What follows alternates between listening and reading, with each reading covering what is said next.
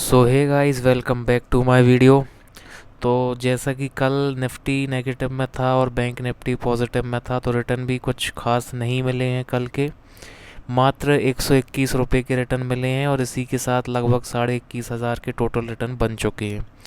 XIRR देख सकते हैं 109 रुपये का हो गया है।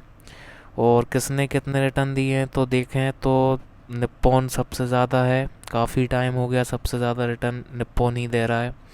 देन क्वांट है, उसके बाद मोतीलाल और पराग पारिक सबसे कम रिटर्न दे रहा है। डे चेंजेस देखेंगे तो आज नेगेटिव रिटर्न दिए हैं क्वांट ने। निप्पॉन ने सबसे ज़्यादा रिटर्न दिए हैं, देन मोतीलाल, और यहाँ पे भी पराग पारिक के सबसे कम रिटर्न है। सिर्फ मात्र 30 रुपये के रिटर्न पराग पारिक ने दिए हैं।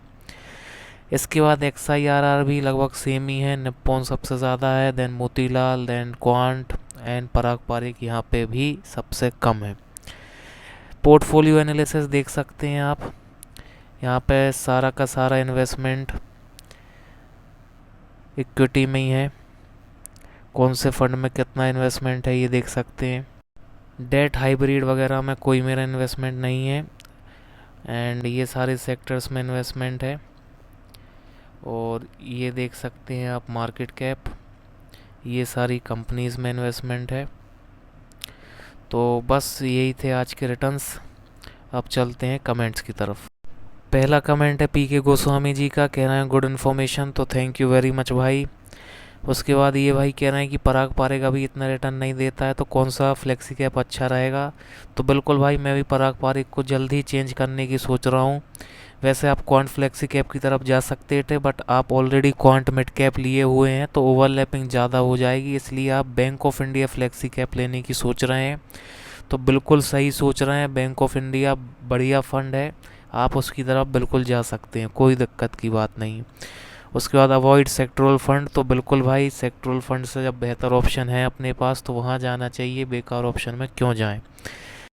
फिर रवि आनंद जी पूछ रहे हैं कि करेंटली ये पराग पारिक में 1,500 डाल रहे हैं, निप्पॉन में 500 और HDFC इंडेक्स फंड में 1,000 डाल रहे हैं। तो पहला क्वेश्चन इनका ये है कि नवी मिड कैप इंडेक्स फंड लें या क्वांट मिड कैप लें या ओसवाल मिड कैप लें। किसी एक फ़ंड को इनको लेना है। 1,500 की SIP ये नेक्स्ट मंथ से करना शुरू करेंगे। ठीक। दूसरा क्वेश्चन ये पूछ रहे हैं कि निप्पॉन स्मॉल कैप में ये SIP बढ़ाकर 2,000 कर दें, अभी ये 500 की कर रहे हैं, या फिर निप्पॉन और क्वांट में 1,000 डालना सही रहेगा।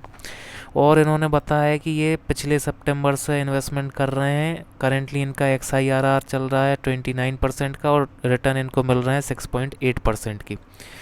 तो भाई पिछले सितंबर से आप इन्वेस्टमेंट कर रहे हैं तो लगभग आपको 9 महीने हो चुके हैं। 9 महीने में आपको मात्र 6.8% के रिटर्न मिले हैं, जो कि मेरे हिसाब से काफ़ी कम रिटर्न है।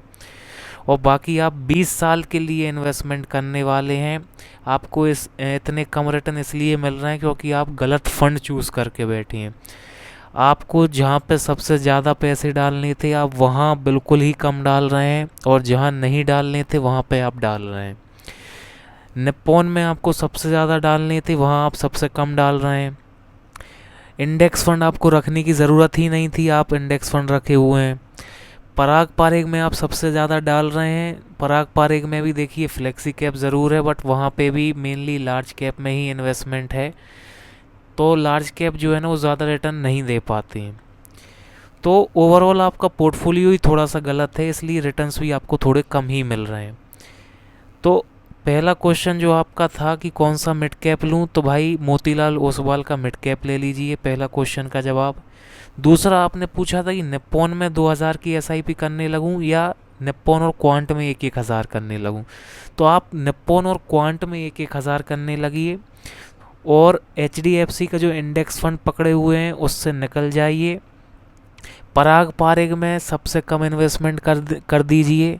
तो टोटल आपके जो फंड रहेंगे वो रहेगा निप्पॉन, क्वांट, मोतीलाल और पराग पारिक, मतलब टोटल आपका मेरे जैसा ही पोर्टफोलियो बन जाएगा। तो ये आपका सही पोर्टफोलियो रहेगा, इससे आपको बेहतर रिटर्न मिल पाएंगे फ्यूचर में। तो ये मेरा आपको सजेशन रहेगा। ठीक। तो बस यही थे आज के कमेंट्स। आई होप आपको समझ में आए होंगे। अगर आपके भी कोई सवाल है म्यूचुअल फंड से रिलेटेड, पोर्टफोलियो से रिलेटेड या स्टॉक से रिलेटेड, तो आप मेरे से पूछ सकते हैं। मैं आपका रिप्लाई ज़रूर करूँगा। Thank you for watching the video.